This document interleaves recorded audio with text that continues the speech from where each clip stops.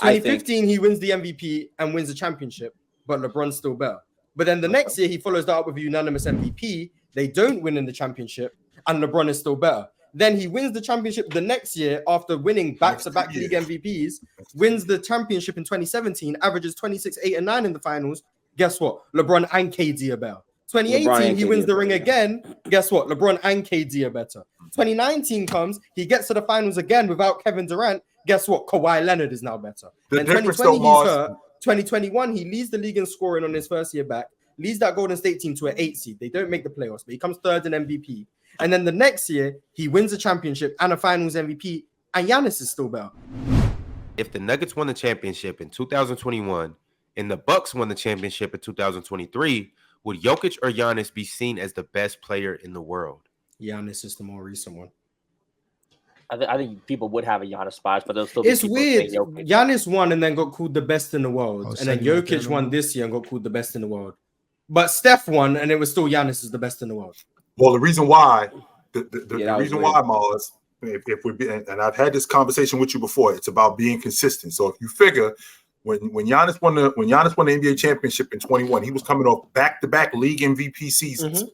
Wins the NBA championship in 21 and wins the finals MVP. When being consistent, that's the best player on the planet because that's what Tim Duncan did in 2003. So now if we fast forward to what Joker just did, where he's the back-to-back league MVP and then wins the NBA championship and the finals MVP, that's the best player on the planet if we're being consistent. While Steph Curry, who's just coming back from being removed in 22, he was removed from the finals 3 years, hadn't been in the playoffs. Missed the season. 21, he was third in MVP, led the league in scoring. Led the league in scoring. Led the league in scoring. Team didn't make the playoffs. The year before that, broke his hand, was out for the entire season, and then ends up making the playoffs and they win the NBA championship. So him being removed, I think that lessened him. As opposed to what those other guys I can get with that, but then I'll go back to 2019.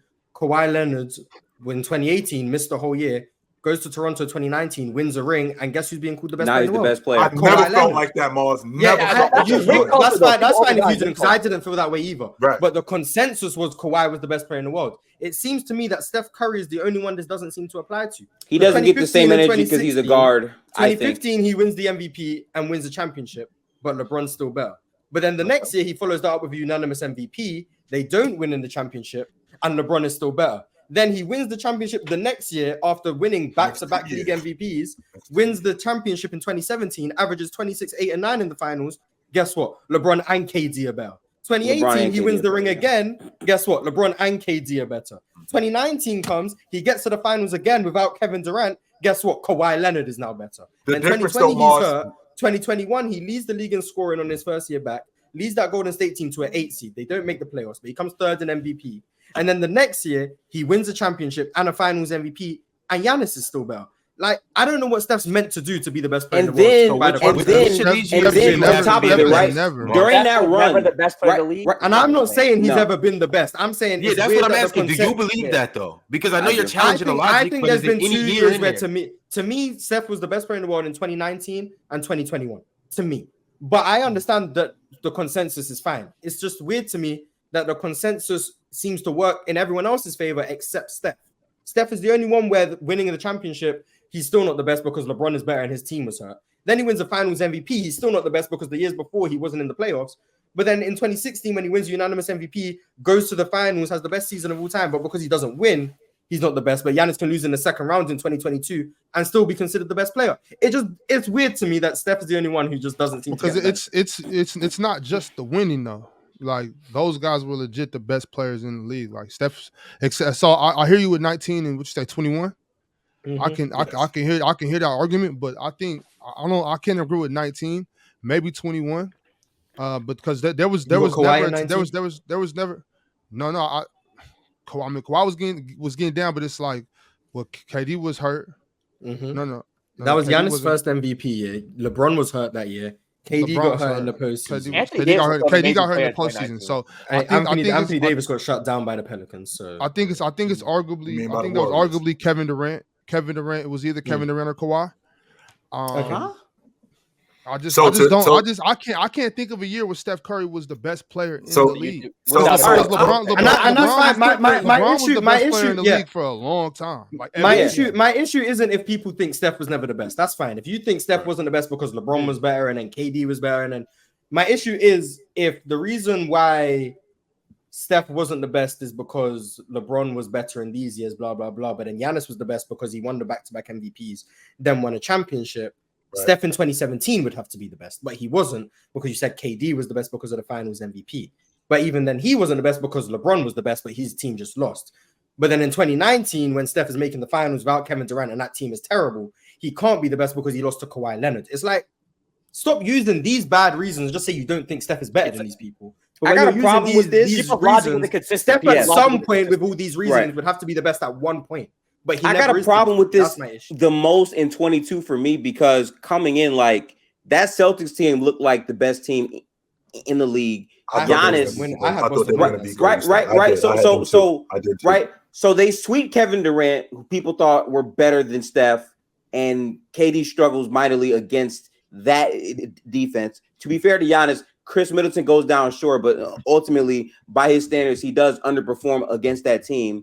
And then in the finals, Steph breaks Boston's defense, even though Boston was the better roster compared to the Golden State Warriors.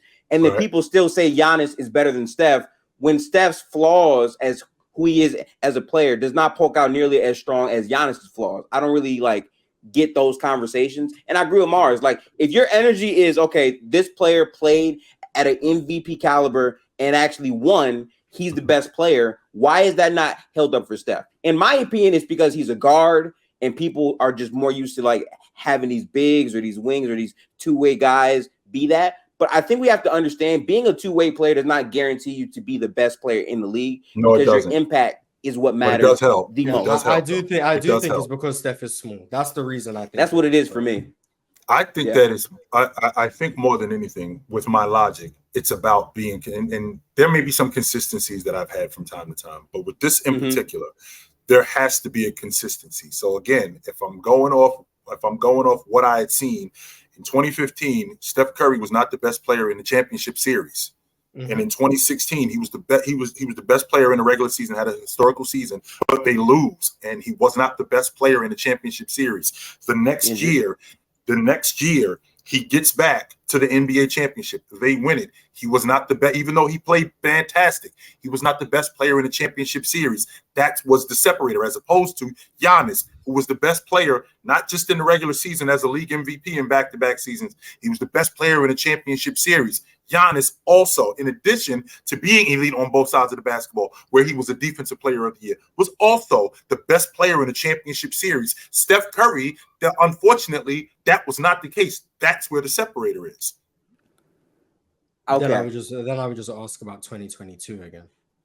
2022 is different, and the reason why 2022 is different is because that was the one year he was the best player in the championship series. However, the other two things he didn't have. He didn't have the back-to-back league MVPs leading up to that, like Giannis did, like Joker did. He didn't have those two things. Who was the best player in the 2019 finals to you? Who played the best? I think the best player in the 2019 finals. I think Leonard played the best. It's the player choice way. Yeah, them boys don't get it started. The player choice way. Yeah, the player choice way. Come and switch lanes into the player choice way.